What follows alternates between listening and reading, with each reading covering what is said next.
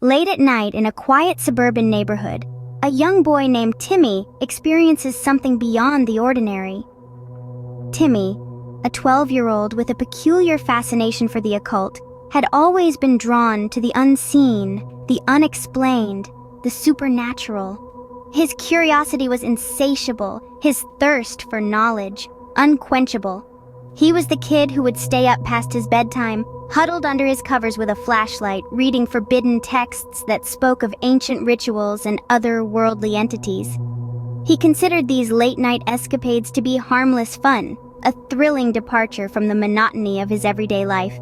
One eerie night, Timmy's innocent fascination took a sinister turn.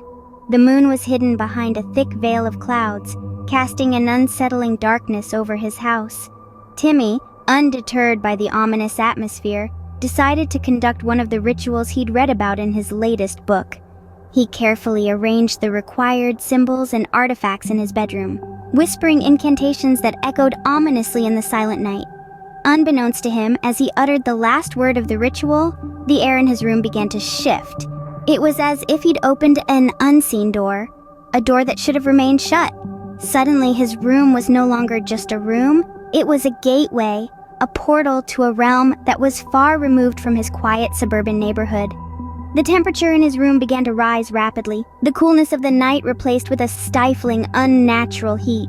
His once familiar surroundings took on a sinister hue, the shadows lengthening, stretching, reaching out towards him. His heart pounded in his chest as a sense of dread washed over him. He could feel an unseen presence, a malevolent force that had been awakened by his innocent meddling. His room, once his sanctuary, was now a threshold to a realm of darkness and despair, a realm that humans were not meant to witness. As he stood there, paralyzed by fear, he knew with a chilling certainty that he was not alone. As the room filled with an unnatural heat, Timmy realized he was no longer alone. In the blistering heat of his room, Timmy comes face to face with a creature from the depths of hell. A chill runs down his spine, his heart pounding like a drum in his chest. He can barely breathe. The air is thick with dread. His throat is dry. His palms are sweaty. Timmy is petrified. This is no ordinary monster hiding under the bed or a figment of a child's overactive imagination. This creature is real. Its eyes glow like embers in the dark. Its grin is wicked, revealing rows of sharp, gleaming teeth. Its skin is a disturbing shade of red, a stark contrast against the dimly lit room. Its voice, a guttural growl, echoes in the silence, each word a promise of despair and torment. The demon begins its cruel game, tormenting Timmy with visions of hell. The room transforms before his eyes. He sees flames, feels the scorching heat, hears the screams of the damned. The walls close in, the ceiling drops lower, the floor beneath him turns into a burning sea of molten lava. He's surrounded by shadows that take on horrifying forms, grotesque figures that reach out for him with gnarled hands. The stench of sulfur fills his nostrils. He tastes the bitter tang of fear in the back of his throat. His ears are filled with the cries of lost souls, the crackling of fire, the demon's laughter. The reality of these visions is unbearable. The fear they incite is paralyzing. His heart feels like it's going to explode. His mind is a whirlwind of panic and terror. But amidst the chaos, he finds the strength to scream. A desperate plea for help, a futile attempt to wake from this living nightmare. But his voice is lost in the cacophony of hell's orchestra. And then the demon reaches out, its hand cold and rough. It grips Timmy's hand with a strength that belies its size. And with a sinister grin, the demon grasps Timmy's hand, pulling him into the fiery abyss.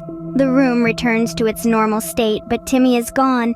All that remains is the echo of his final scream and the chilling laughter of the demon from hell. Timmy finds himself in a horrifying new reality, surrounded by the torments of hell. The world as he knew it, a distant echo, a forgotten dream. Now he is submerged in a realm where the very air seems to burn with an unbearable heat. Imagine, if you will, the sheer, unrelenting terror of finding yourself in a place where the screams of the damned fill your ears constantly. It's a cacophony of despair, a symphony of eternal suffering, and it is this harrowing soundscape that Timmy now calls his reality. The torment is endless, a timeless cycle of pain and fear. Every second feels like an eternity, every moment a fresh slice of agony. The concept of mercy is foreign in this realm, replaced only by the relentless pursuit of suffering. Among the many torments that bear down on Timmy, none are as relentless as the demons. They are the masters of this realm, the conductors of this orchestra of despair. They revel in the suffering, thriving on the fear and despair that permeates the air. Their laughter is a chilling counterpoint to the screams, a grim reminder of their dominance. These demons are not the cartoonish figures we're familiar with. No, they are creatures of pure malevolence, twisted and grotesque. Their forms a testament to the perversion of nature. They stalk the shadows. Their eyes, if they can be called that, pulsating with an unholy light, their forms constantly shifting, never settling into one shape for long. But the torment isn't just physical. No, the psychological anguish is just as palpable. The isolation, the despair, the knowledge that there is no escape, no respite, no end. It's a relentless assault on the mind, an unending nightmare that you can't wake up from. And in this torment, Timmy finds himself. Alone, terrified, and with no hope of escape. It's a reality too horrifying to comprehend, too terrible to bear, and yet he bears it, because in this realm, there is no other choice. Just when he thought he could bear no more, Timmy was jerked back into his bedroom, but the echoes of his torment linger, a grim reminder of the horrifying reality that lies just beyond the veil of our everyday world. Elsewhere, a teenager named Sarah stumbles upon a strange book in her attic. Sarah, a curious soul with a thirst for the unknown, was drawn to the ancient pages and cryptic symbols that filled this mysterious tome. It was an old book, its cover worn and pages yellowed with age. She had never seen anything quite like it in her attic before, and it piqued her interest. Sarah was not one to shy away from a good mystery. She had an adventurous spirit, one that often led her down paths less traveled. So when she discovered this book, she felt a thrill of excitement. Little did she know she was about to embark on a journey far darker and more terrifying than anything she could have imagined. As she delved into the book, she found herself drawn to a particular passage. It was written in a language she didn't recognize, yet for some inexplicable reason, she felt compelled to read it aloud. The words rolled off her tongue in a strange rhythm, echoing through the attic.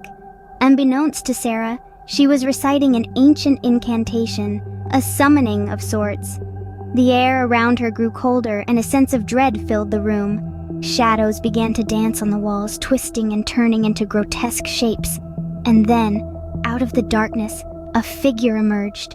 It was a demon, its eyes burning with a malevolent glow, the same demon that had tormented Timmy. Sarah felt a chill run down her spine as she looked into the demon's eyes. She wanted to run, to scream, but she was paralyzed by fear. The room around her started to darken, the walls closing in as the demon advanced. Sarah was trapped, a prisoner in her own home, with no escape from the horrifying creature she had unwittingly summoned. The last thing she remembered was the demon's chilling laughter echoing in her ears. She was no longer in her attic, but somewhere far more sinister. As the room darkened, Sarah found herself facing the same demon that had tormented Timmy. The second victim in this terrifying tale had been claimed. Sarah, caught in the grip of the demon, is dragged into the depths of hell. The descent is immediate, the transition from the familiar to the unthinkable abrupt. The once comforting confines of her attic bedroom are replaced with the fiery chasms of hell. Sarah's heart pounds like a drum, her breaths shallow, as she tries to comprehend the reality she's been thrust into. The air is thick, the smell of brimstone and despair overwhelming. The heat is unbearable, a constant reminder of the torment that surrounds her. The demon, a relentless force, drags her deeper into the abyss, its cruel laughter echoing through the cavernous depths. Sarah's experience in hell is a stark contrast to Timmy's.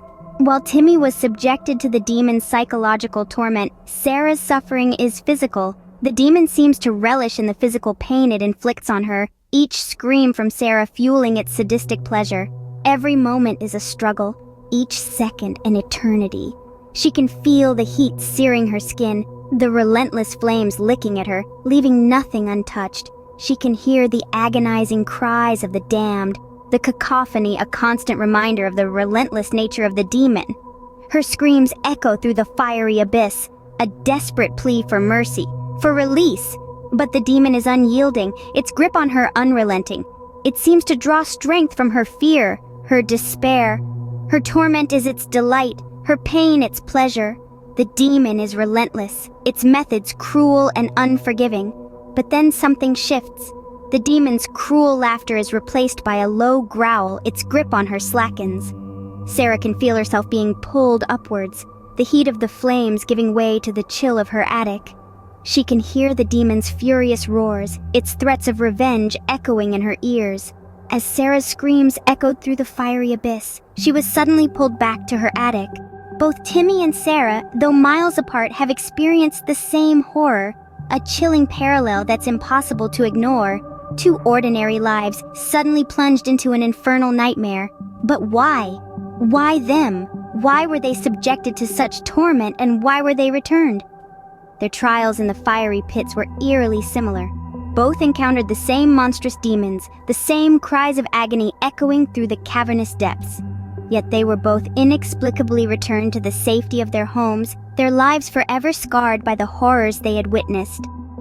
Could there be a reason? Some unseen link between them? Or was it purely the capricious whims of the demon? More puzzling still is the question of what the demon wants. Is it a harbinger of something more sinister to come? Or merely a tormentor delighting in their fear? As they try to make sense of their experiences, one question lingers. Why were they chosen, and what does the demon want from them?